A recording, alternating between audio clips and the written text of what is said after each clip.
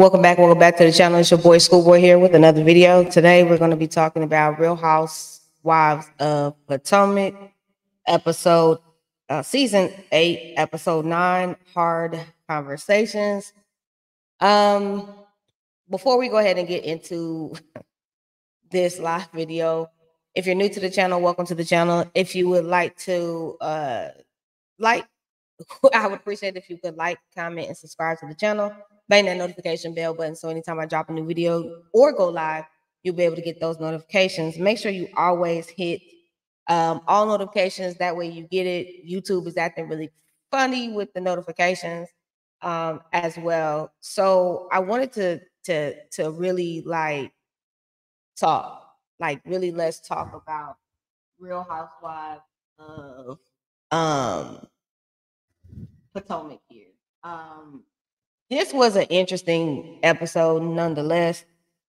I just didn't really understand. It was a lot going on. And a lot of boringness and redundant storylines, if you ask me. Just so y'all can see me, I didn't get a haircut today, so I don't like how I'm looking right now. I ain't got no haircut, and I get my hair, I begin my lock journey on Sunday, so I'll get my locks then. But anyways, this just was a really, based upon the reactions on Twitter and the complicated, just people's thought process on this episode.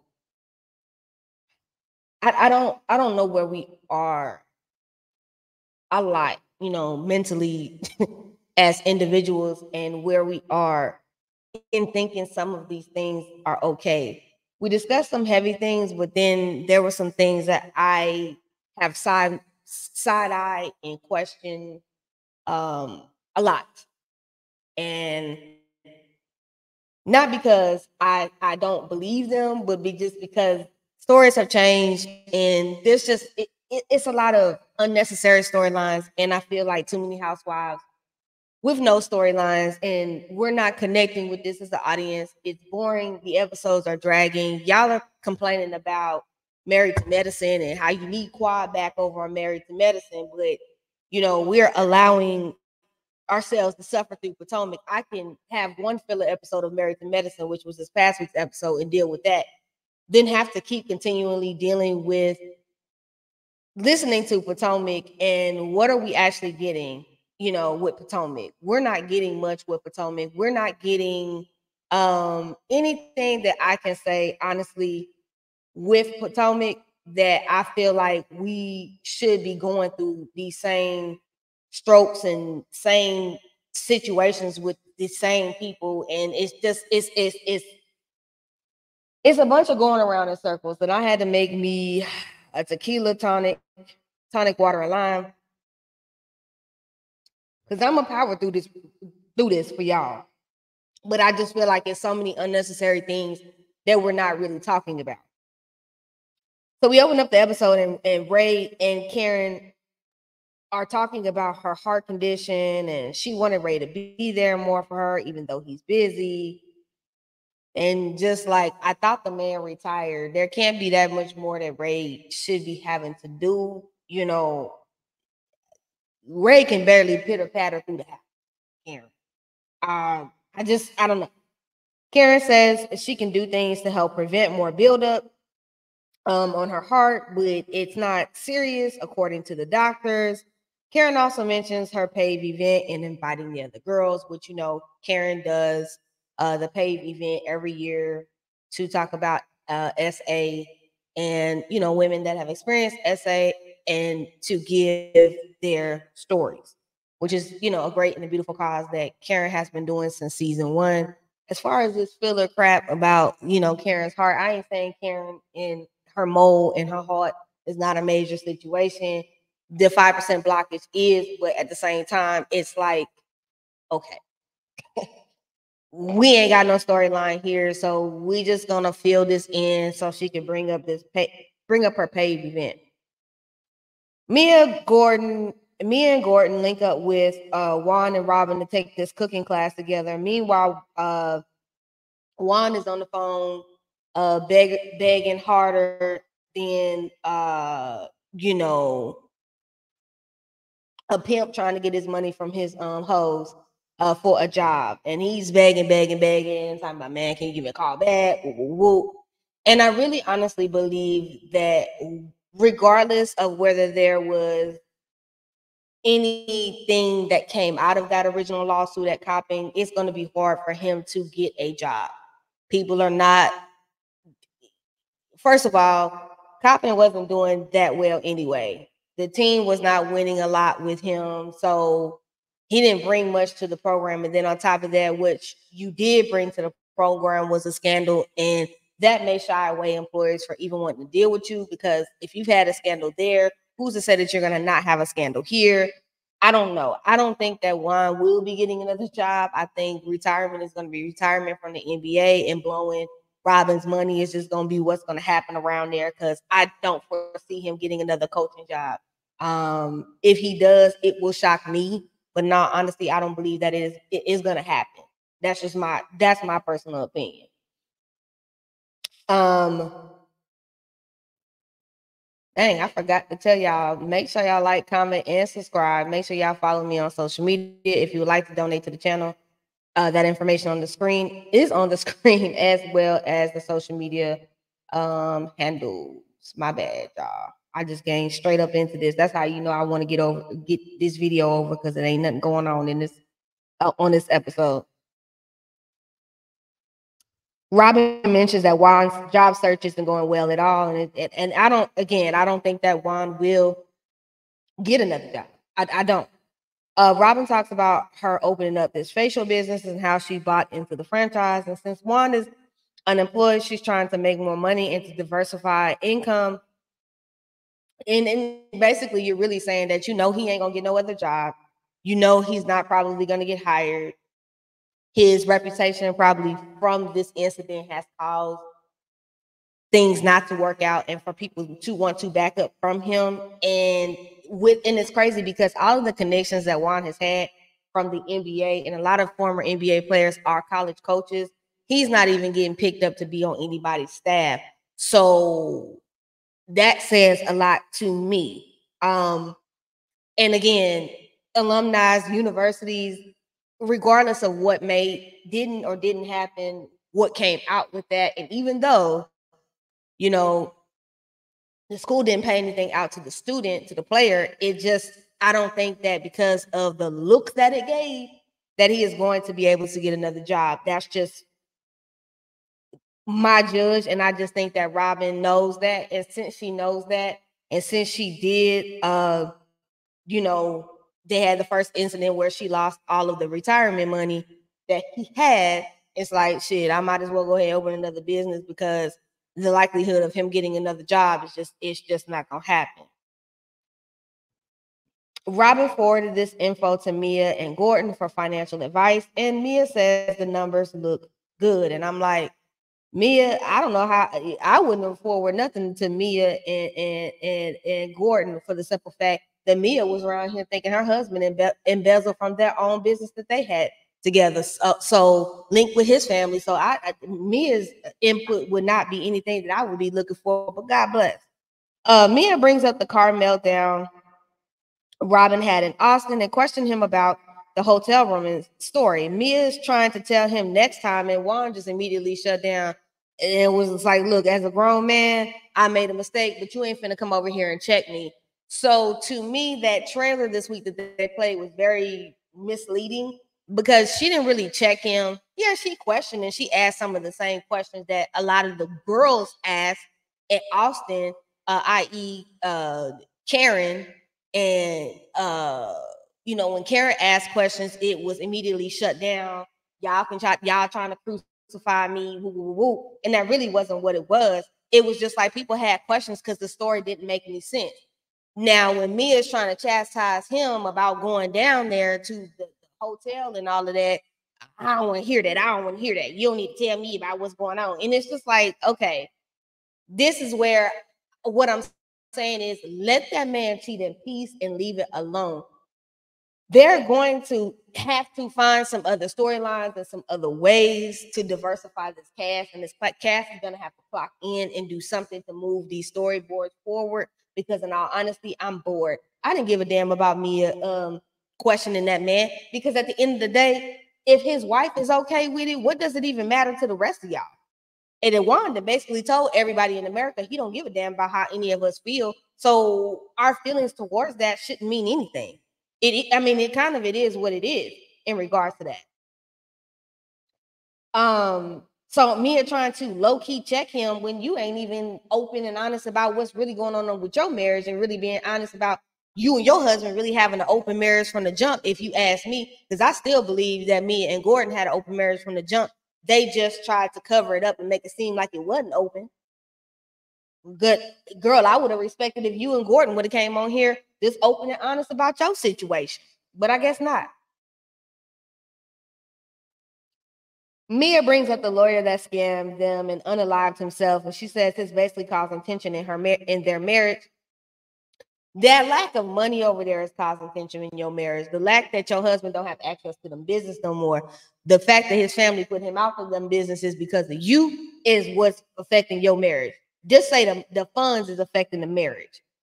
Yeah, that the lawyer and that money that you could have got from him, yeah, that's a part of it. But the culmination really, if we're going to keep it $150, really comes from Gordon's family putting y'all out the business. And that's when the money started to crumble and the money started to fall. Okay, that's tail spun into the rest of the stuff that went on with y'all. That's what that is.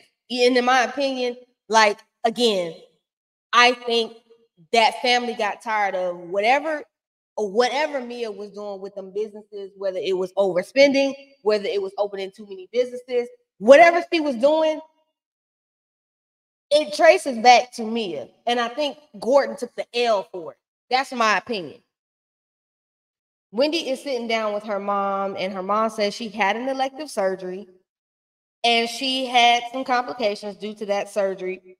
And that was the reason she was in the hospital while Wendy was in Austin. Now, that makes sense, Wendy. See all that crying and boo-hooing, talking about, oh, my mom's having all these complications. So your mama basically went down somewhere and got some plastic surgery, because that's what I'm assuming, plastic surgery. Because she's older and underneath that anesthesia, she came out after that surgery, had a little bit of complications, and they had to go back and fix whatever was causing those complications.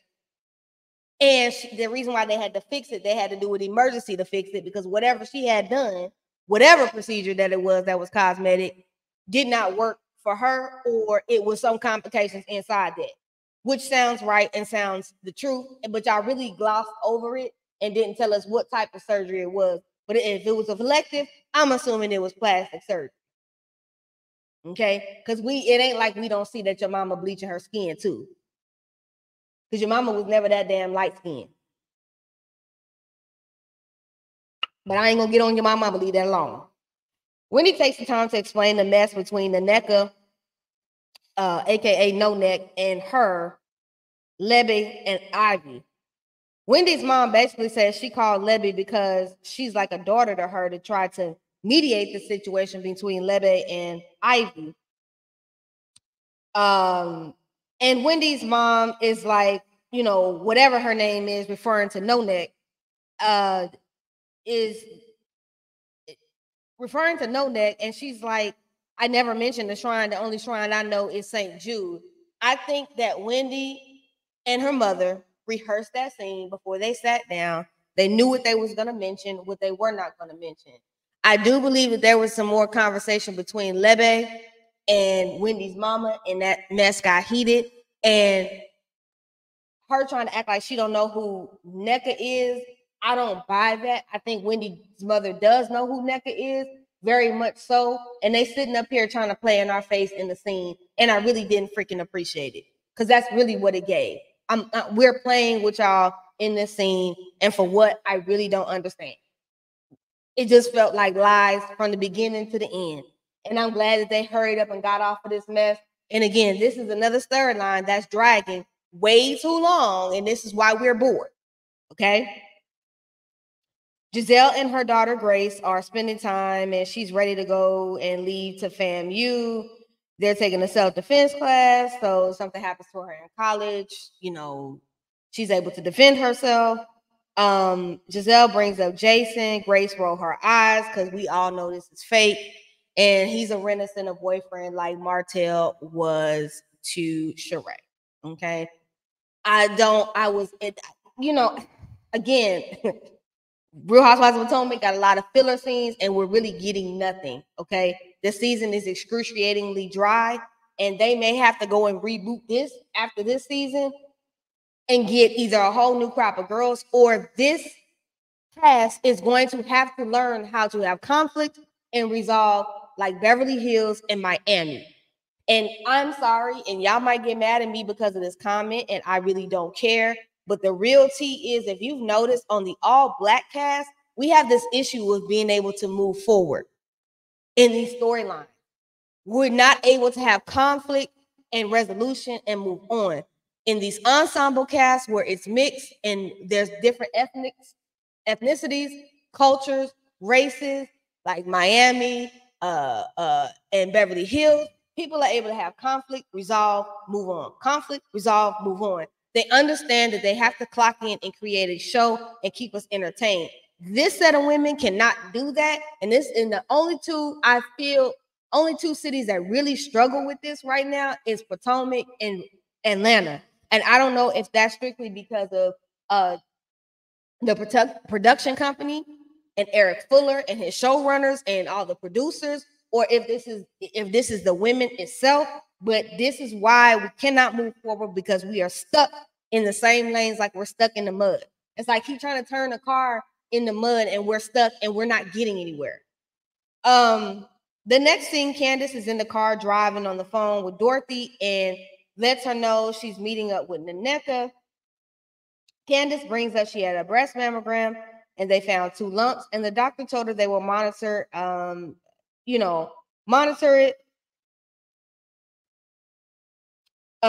monitor the progression of the lumps. And Dorothy says she's overthinking, and they just have them retest, which you can always have more than one mammogram and have them retest. Sometimes retesting is not horrible. It's just sometimes, easier for you to deal with having them retest. So that she could definitely get retested and still have them monitor the lumps. It's not uncommon for women to have lumps, but them be benign. And how they would be able to test it is going to take a little bit of tissue and go ahead and test that tissue to verify the information. But I'm definitely with Dorothy on this. Just go ahead and get it retested. Candace says she's just worried due to the fact that she has breast cancer history in the family, and she just wants to be able to catch it early, which again, just get it retested, Candace. We move on, and Naneka and Candace meet up for lunch, and Candace brings up the Austin trip, and she says she's tired after coming back. And I'm just like, all y'all did was have tequila, drama, and eating and crying. Like that would have been a trip from hell for anybody. I mean, I would have probably had to have a damn 3-day, 4-day week reset too. Because my God, it was horrible. At least when Miami and Beverly Hills get to go, they actually have fun. This is it's just real ghetto based over here. Naneka brings up that she had a lot of verbal brawls with people, and especially her one with Robin, and how she can't see eye to eye with Robin. I think, honestly, Candace and Robin probably could see eye to eye if there was no Giselle influence, or Robin would not care about Giselle's feelings towards Candace. But as long as there is going to be animosity between Giselle 100% with Candace, and them 2 women are not able to put their BS aside in order to push the show forward, it's going to forever just drag the show down, and it's just going to forever be a constant back and forth. And Robin is not going to pull her head from out of Giselle's uterus, so therefore we're just going to continue to be here. Candace brings up she's fiery at times, and she mentions that Naneka is too. Naneka claims that she didn't mean to bring up the situation with Wendy in a group setting. Naneka, you're a liar from the pits of hell. You did mean to bring that up in a group setting because you wanted a moment and you got your moment multiple times. At the end of the day, it ain't that damn deep. The woman says she don't know you. If she don't know you, then move on. Get to know her now in this setting. Because knowing somebody through a family member is not necessarily knowing them. Seeing somebody and passing by is not really knowing them. I mean, a lot of people can say, I know you, but I don't really know you on a personal level. That means we've never had a conversation. We've never hung out. We've never kicked it. I don't know you. So the lady was allowed to say she did not know you. I can know you through somebody. My sister can know your cousin-in-law or whatever the hell it was, but doesn't mean that I directly know you per se. Doesn't mean I know you. Doesn't mean you really know me. We can think we know, you can think we know each other, but we don't know each other like that.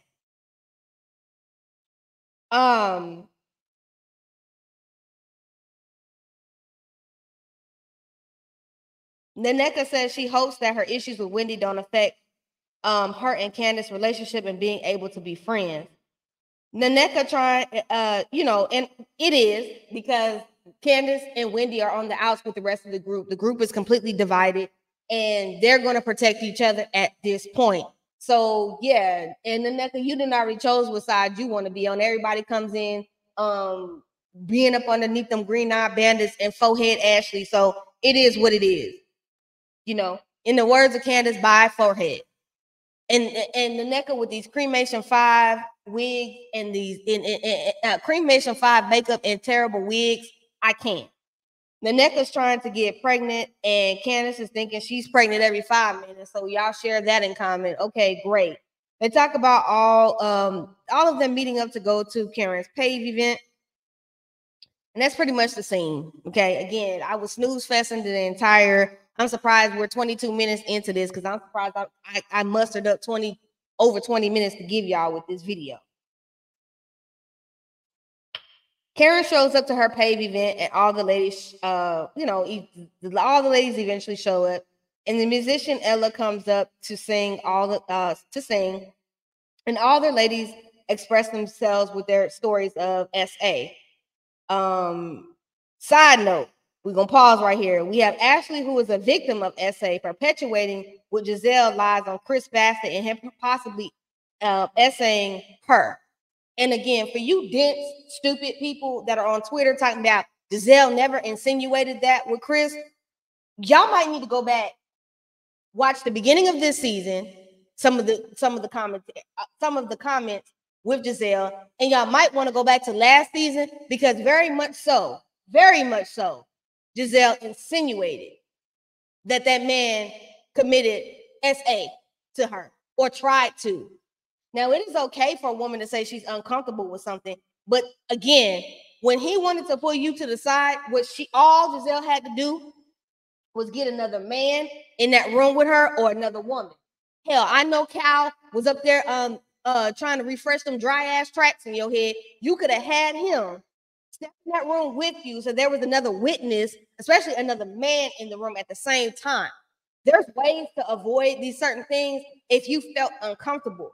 Giselle used that moment, weaponized it with her words, and I don't give a damn what none of y'all say. That woman very much so insinuated that man, using the word sneaky link, and many of men have tried her, and you did. And folks that are sitting here believing that she didn't insinuate that, you might want to Google what SA really is. You might want to do that. Because I saw a lot of ignorance spewed on Twitter about this whole situation. But I guess because y'all hate Candace so much that you can't call a spade a spade. See, I drag equally. I don't care who you are. I can like you and still drag you. But I don't appreciate anyone saying that someone did something that they didn't do. Because you not only what you don't understand is that man could have lost job opportunities and everything else behind her. And that's just true tea. Because had the shoe been on the other foot and someone had did that to her husband or said those things about her, she wouldn't appreciated it. But then again, we all do know what your ex-husband was doing with. I'm gonna leave that alone. But Mia gets up from the table as she's triggered, and it brings back memories. Her memories with SA. Ashley gets up to check on Mia and says she's fine. Mia says her coping mechanism is to get up and get out when things are uncomfortable. She's crying and mentions Jacqueline left her when she was SA'd and blames her and treats her messed up because of that. The guy that also did it was Jacqueline's boyfriend at the time. Mia says she's been meaner to her since that happened to her, and she blames her for a sequence of events. Mia, go get therapy.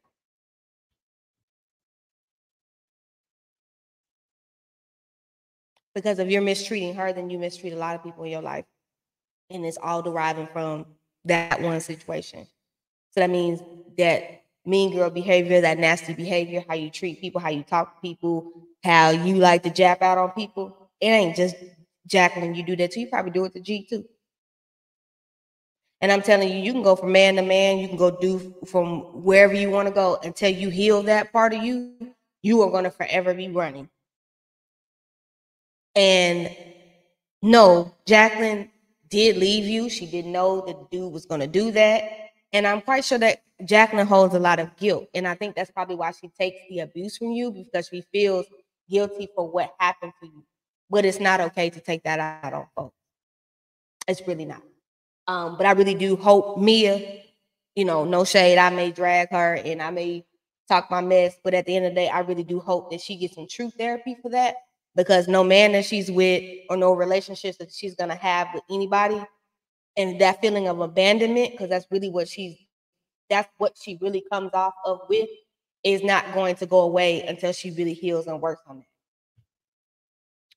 But that's all I got, and really got no more. I will say this, in order for, I saw a lot of people doing open panels and talking about what needs to happen with Real Housewives of Potomac, and it needs a reboot. But it shouldn't have to need a reboot if everybody would clock in and do their job and be able to move forward and do what's required of them in order to make a show. That's what really needs to honestly happen. And until that happens, we just got to suffer through this season just like we did the last season of Real Housewives of Atlanta. I mean, it is what it is. All right, y'all. That's all I had. I ain't got no more. I mustered y'all almost 30 minutes. Squoze almost 30 minutes out of this, which is good because most people only gave y'all about a 15-minute review, but this is all I could get out of it. Thank y'all for watching. Make sure y'all like, comment, and subscribe to the channel and bang that notification bell button. I love y'all. I will see y'all in the next video.